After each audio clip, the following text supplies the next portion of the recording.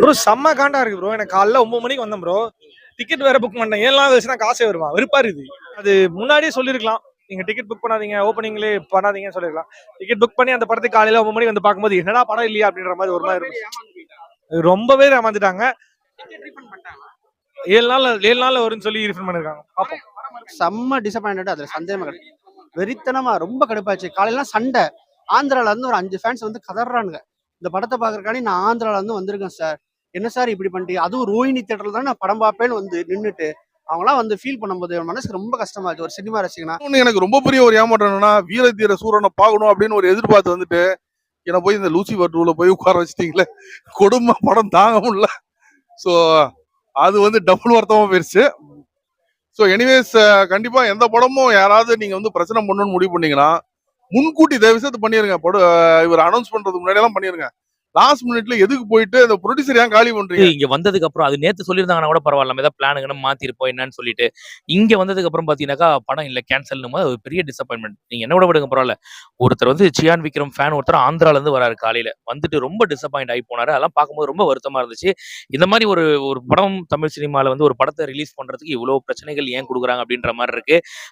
ஏதாவது கேஸ்னா நீ ஏன் 2-3 நாள் முன்னாடி போடு. இது என்ன படம் ரிலீஸ் ஆகிற அன்னைக்கு நீங்க காலையில வந்து இந்த மாதிரி சொல்றதுன்றது அது தப்பு. அது ரொம்ப தப்பு. அது வந்து பாத்தீங்கன்னா அந்த படத்தோட டீம் நீங்க லாக் பண்ணல, அந்த படத்துக்கு எக்ஸ்பெக்டேஷனோட போற ஆடியன்ஸை நீங்க இந்த மாதிரி பண்றீங்க. அது ரொம்ப தவறு அப்படின்னு தான் சொல்லுவேன்.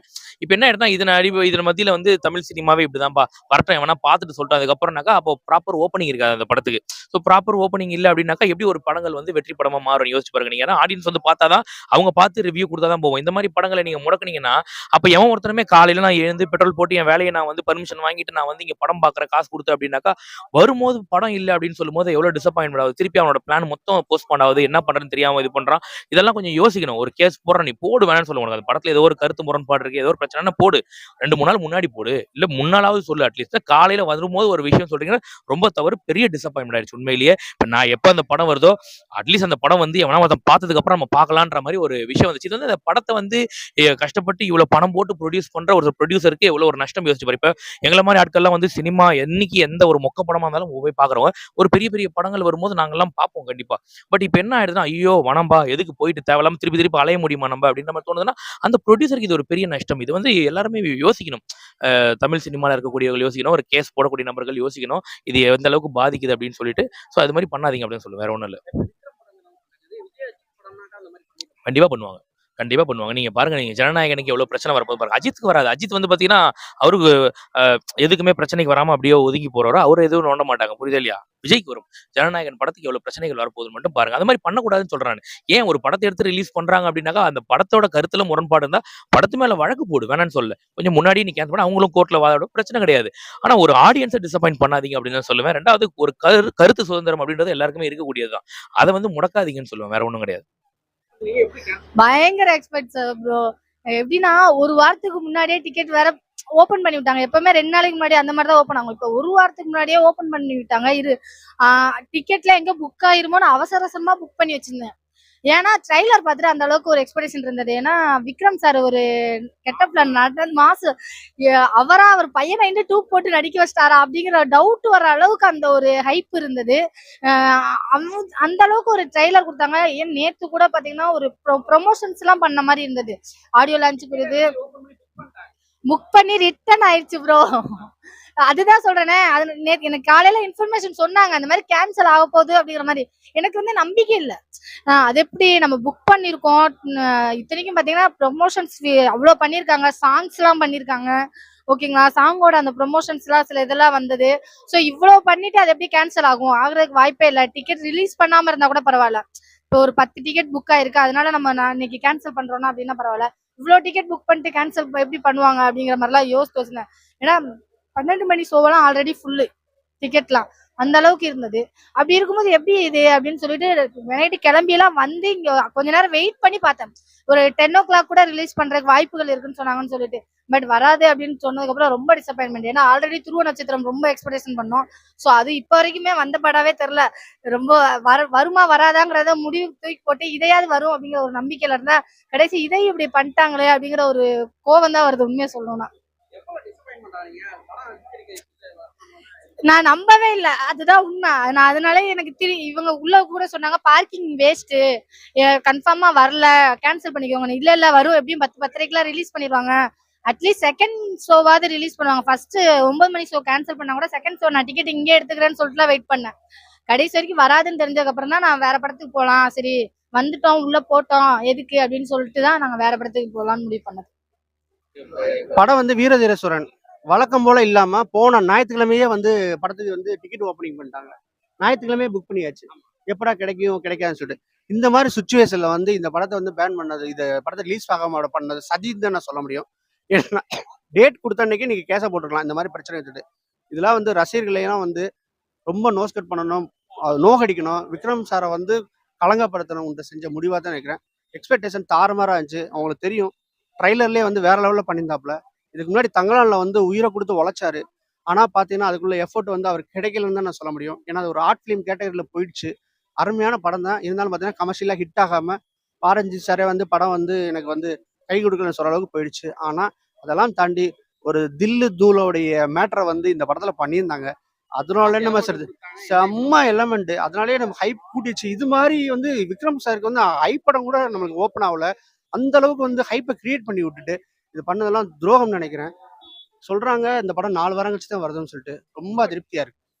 செம்ம டிசப்பாயிண்டட். அதுல சந்தேகமா கிடையாது. வெறித்தனமா ரொம்ப கடுப்பாச்சு. காலையெல்லாம் சண்டை. ஆந்திரால இருந்து ஒரு 5 ஃபேன்ஸ் வந்து கதறானுங்க.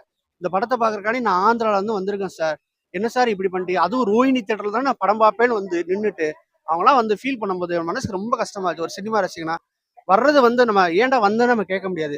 வந்திருக்காங்க இல்லையா, அதுக்கு இது பாத்தீங்களா. உங்களுக்கு வந்து ஃப்ரைடேக்கு இன்னைக்கு தேர்ஸ்டேக்கு வந்து வெனஸ்டே அல்லது டியூஸ்டே தான் ஓப்பன் பண்ணணும். ஆனா ஞாயிற்றுக்கிழமை திறந்து வச்சுட்டானுங்க. ஸ்க்ரீன் வந்து பாத்தீங்கன்னா அந்த மெகா ஸ்க்ரீனே இல்ல. அந்த அளவுக்கு பண்ணி விட்டு இப்போ வந்து ரிலீஸ் பண்ண முடியாதெல்லாம் வந்து சதின்னு தான் நினைக்கிறேன். கண்டிப்பா சார், துருவ நட்சத்திரம் வராதவே ரொம்ப ஃபெடப் தான். நீங்க அதாவது எவ்வளோ படம் வந்து படம் ஹிட் ஆகுது லூஸ் ஆகுது அதுவும் முக்கியம். நான் ரிலீஸ் பண்ணிருந்தேங்க. இப்போ வந்து மதகதராஜா அந்த மாதிரி பண்ணிட்டு இப்போ என்னாச்சு, நீங்க அந்த டைம்ல நீங்க ரிலீஸ் பண்ணிருந்தீங்கன்னா இன்னும் சூப்பரா இருந்திருக்கும்ல. அப்ப இந்த காலகட்டத்தில் ரிலீஸ் பண்ணியே நீங்க சக்சஸ் ஆனீங்கன்னா அந்த காலகட்டத்தில் இன்னும் நல்லாவே இருந்துச்சு. ரொம்ப எல்லாருக்கும் கனெக்ட் ஆயிருக்கு. எவ்வளவு ஹிட் ஆச்சு. ஸோ அது மாதிரி வந்து இந்த துருவ நட்சத்திரமும் நான் வரணும்னு தான் நினைக்கிறேன். இப்போ 4 வாரத்துக்கு இடையில வந்து அந்த படத்தை யாராவது எல்லாரும் சேர்ந்து தமிழ் சினிமா ப்ரொடியூசர் கவுன்சில் இருக்குது, ஆக்டர் நடிகர் சங்கம் இருக்கு, எல்லாம் சேர்ந்து ரிலீஸ் பண்ணிட்டா நல்லா இருக்கும் நினைக்கிறேன். இல்ல வீரதீர சூரன் படத்து தான் ஆக்சுவலா டிக்கெட்லாம் போட்டு இங்க தேட்டருக்கு வந்தேன். காலைல வந்தோன்னே ஒரு பெரிய ஒருத்தன் காலைல 9 மணி ஷோ போகலான்னு பார்த்தா ஆக்சுவலா ட்ரெய்லர் வந்து ரொம்ப சூப்பரா இருந்துச்சு. என்னைக்குமே ஒரு படம் வந்து நீங்க ஒரு பில்டப் கொடுத்துட்டீங்க, ஆடியன்ட் ஒரு எக்ஸ்பெக்டேஷன் வந்துருச்சு. ஒரு என்ன பிரச்சனைனாலும் அது வந்து பிரச்சனையை ஃபர்ஸ்ட் ஆஃப் ஆல் நீங்க வந்து முன்கூட்டி பண்ணுங்க. கடைசி நிமிஷத்துல போய் ஏன் பிரச்சனை பண்றீங்க? ஏன்னா ஒரு படங்கிறது சாதாரண விஷயம் இல்லைங்க. அது எத்தனை பேரோட உழைப்பு, அவ்வளவு உழைப்பெல்லாம் இருந்துட்டு அந்த படம் வந்து ரிலீஸ் ஆகலைன்னா அது எல்லாருக்குமே ஒரு ஏமாற்றம். இப்போ படம் எப்போ ரிலீஸ் ஆகுதுன்னு தெரியல. ஏதோ ஒரு இங்க நான் ஜஸ்ட் கேட்டது வந்து ஒரு 4 வீக்ஸ் ஆகுங்கிற மாதிரி ஒரு சொல்லியிருக்காங்க. இன்னும் செக் பண்ணல. பட் இவ்வளவு செலவு பண்ணி இவ்வளவு ஒரு எதிர்பார்ப்பு கொண்டு வந்து ஆக்சுவலா வந்து அந்த செலவுங்கிறது ப்ரொடியூசருக்கு ஒரு மைனஸ்ன்னு வச்சுக்கோங்களேன். பட் அதை தாண்டி பாத்தீங்கன்னா மக்கள் இப்போ ஒரு எதிர்பார்ப்போட வந்து இந்த படத்துக்கு நின்றுட்டோம், இன்னைக்கு தேட்டருக்கு வரைக்குமே வந்துட்டோம். இங்க வரைக்கும் வந்துட்டு படம் இல்லைன்னு தெரிஞ்ச உடனே திரும்ப அந்த படம் மேல ஒரு இதே இல்லாம போயிடும். இப்போ 4 வாரத்துக்கு அப்புறம் நீங்க ரிலீஸ் பண்ணாலும் இன்னைக்கு கிடைக்கக்கூடிய அந்த ஒரு பிளஸ் வந்து கிடைக்காம போயிடும். நீங்க இது படம் ரிலீஸ் ஆகுதுன்னு சொல்லாம போயிட்டு 4 வாரத்துக்கு அப்புறம் வந்தீங்கன்னா கூட பெரும் பிரச்சனை இல்லை. ஸோ அந்த டைம்ல வந்து எல்லாருக்கும் வந்து இது வந்துடும். இப்போ திடீர்னு நீங்க இப்படி பண்ணும்போது அது ஒரு பெரிய மைனஸ். கண்டிப்பா இந்த படத்துக்கு மைனஸ். டிக்கெட் காசு எனக்கு மெசேஜ் வந்து ரீஃபண்ட் வந்துடும் சொல்லிட்டு ப்ராப்ளம் 2-3 டேஸ்ல வந்துடும். இன்னொன்னு எனக்கு ரொம்ப பெரிய ஒரு ஏமாற்றம் என்னன்னா, வீரதீர சூரனை பார்க்கணும் அப்படின்னு ஒரு எதிர்பார்த்து வந்துட்டு என்னை போய் இந்த லூசிஃபர் 2ல போய் உட்கார வச்சிட்டீங்களே, கொடுமை படம் தாங்க முடியல. ஸோ அது வந்து டபுள் வருத்தமா போயிருச்சு. ஸோ எனிவேஸ் கண்டிப்பா எந்த படமும் யாராவது நீங்க வந்து பிரச்சனை பண்ணணும்னு முடிவு பண்ணீங்கன்னா முன்கூட்டி தயவு செய்து பண்ணிருங்க. இவர் அனௌன்ஸ் பண்றதுக்கு முன்னாடி எல்லாம் பண்ணிருங்க. லாஸ்ட் மினிட்ல எதுக்கு போயிட்டு இந்த ப்ரொடியூசர் ஏன் காலி பண்றீங்க? தமிழ் சினிமாக்கு ப்ரொடியூசர்ஸே இல்லைங்க. ஒவ்வொருத்தரும் காலி ஆயிட்டே போறாங்க. எவ்வளவு பெரிய ஒரு நிறுவனம் லைக்கா அவங்களே வந்து க்ளோஸ் பண்ண போறேங்கிற ஒரு நிலைமையில இருக்காங்க. அது உங்களுக்கு கையில இருக்கிற ப்ராஜெக்ட்ஸ் தான் பாத்தீங்கன்னா ஒரு ரொம்ப பயப்படுற ஒரு ப்ராஜெக்ட்ஸ் தான் இருக்கு. இந்தியன் 2 அந்த அளவுக்கு படம் வந்து நெகட்டிவ் ரிவ்யூஸ் வாங்கியிருக்கு. இந்தியன் 3 தான் வச்சிருக்காங்க. அப்புறம் இன்னொரு படம் வச்சிருக்காங்க. ஸோ திரும்ப வருமா இல்லை டோட்டலாவே க்ளோஸ் ஆயிருமாங்கிற ஒரு லெவல்ல தான் அந்த படம் இருக்கு.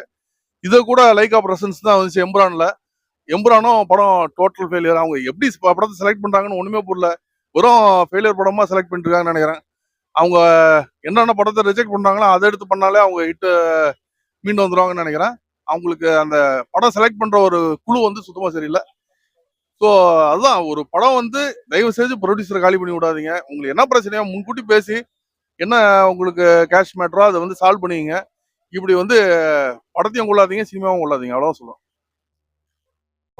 ப்ரோ செம்ம காண்டா இருக்கு ப்ரோ. எனக்கு காலைல 9 மணிக்கு வந்தேன் ப்ரோ. டிக்கெட் வேற புக் பண்ணிட்டேன். 7 நாள் கழிச்சுனா காசே வருமா? வெறுப்பா இருக்குது ப்ரோ. ஒன்னே ஒண்ணுதான் ப்ரோ. விக்ரம் சாருக்கு அவ்வளோ தடங்கள் இருக்கும்போது யோசிச்சு பாருங்க, கொஞ்சம் யோசிச்சு பாருங்க. ஏன்னா நான் நார்மலான ஒரு பர்சன் ரிலீஸ் பண்ணும்போது எனக்கு தெரிஞ்சு மேபி காசு பிரச்சனையா தான் இருக்கும். மேபி அது முன்னாடியே சொல்லியிருக்கலாம். நீங்க டிக்கெட் புக் பண்ணாதீங்க, ஓப்பனிங்லேயே பண்ணாதீங்கன்னு சொல்லிருக்கலாம். டிக்கெட் புக் பண்ணி அந்த படத்துக்கு காலையில 9 மணிக்கு வந்து பார்க்கும்போது என்னடா படம் இல்லையா அப்படின்ற மாதிரி ஒரு மாதிரி இருக்கும். ரொம்பவே ஏமாந்துட்டாங்க. முக்கியமா நாங்க ரிவ்யூஸ் ரொம்ப ஏமாந்துட்டோம். ரொம்ப வெயிட் பண்ணியிருந்தோம். பட் ஓகே, மேபி ஏதாவது ஒரு விஷயம்னால தள்ளி போயிடுச்சு. Okay fine. 7 நாள்ல வரும்னு சொல்லி ரீஃபண்ட் பண்ணிருக்காங்க. பாப்போம். வந்தா நல்லா இருக்கும் ப்ரோ. அவ்வளவுதான். ரொம்ப டிஃபரெண்ட். நான் விக்ரம் ஃபேன் இல்லை, நான் சினிமா ஃபேன். அவ்வளவுதான். யாரு படம் ஓடாலும் போய் பார்ப்பேன். நல்லா இருக்குன்னா நல்லா இருக்குமே, நல்லா இல்லை அவ்வளவுதான். சியாவுக்கு எனக்கு பிடிக்கும். ஆனா பிடிக்கலாம் சொல்ல மாட்டேன். ரொம்ப எக்ஸ்பெக்டேஷன் இருந்துச்சு. பட் ரொம்ப நல்லா தான் இருக்கு.